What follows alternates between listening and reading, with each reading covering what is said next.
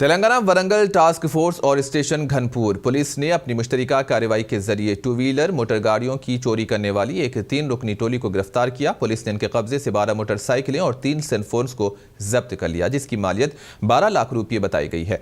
Warangal police commissioner तरुण जोशी ने media से बात करते हुए टोली के अरकान सब तरीके से लॉक न डालने वाले गाड़ियों को अपने निशाना बनाकर गाड़ियों का सरखा किया करते थे। उन्होंने कहा कि उनकी शनाख्त हरीश और सुधाकर और किरण की हैसियत से की गई है। तरुण जोशी ने कहा कि ये तीनों सारिकीन मोटर गाड़ियों के सरखे के बाद इसको फरोख्त भी किया करते थे। इससे हासिल होने वाली रकम के जरिए ऐशो इशरत की जिंदगी गुजारा करते थे। So he was able to steal all these vehicles and without even the keys also they were able to operate it. So public की కూడా appeal ఉంది.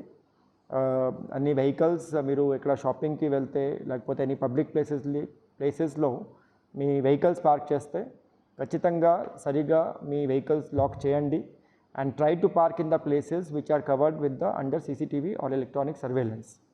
సో ఈరోజు ఈ ముగ్గురు మంచికి ఈ టాస్క్ ఫోర్స్ వాళ్ళు మంచి పని చేశారు.